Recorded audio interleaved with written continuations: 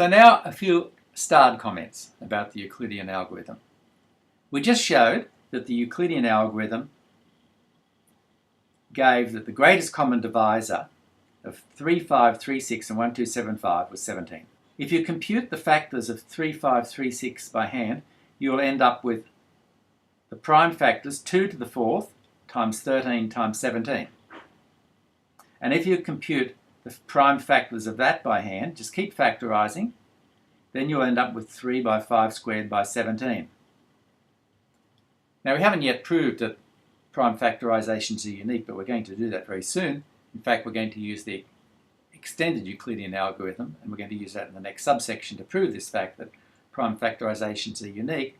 So that gives us that the greatest common divisor of 3, 5, 3, 6 and 1, 2, 7, 5 has to be 17, because 17 is the only common factor. Here the other factors, prime factors are 2 and 13, and here they're 3 and 5. So doing it by hand in this way, we get 17, as we should, because we've got 17 from the Euclidean algorithm.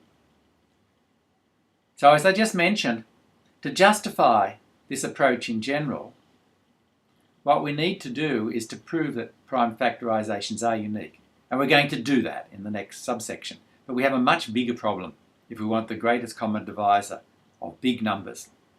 Remember, big means for us 150, 300 digits. So think of 300-digit numbers. Then the number of steps in the Euclidean algorithm we can show is roughly 300 or so.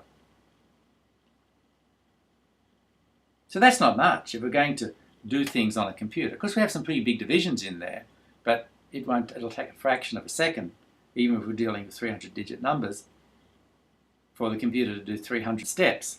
No problem. However, if we want to do a direct factorisation, then the number of steps is typically going to be of the order of 10 to 300. So that's, as I said many times, far, far, far, far greater than the number of atoms in the universe. In other words, no hope that you'll be able to actually do this with current computing technology. So the idea of finding greatest common divisor by factorising each of the integers a and b when you get to large integers is just not possible.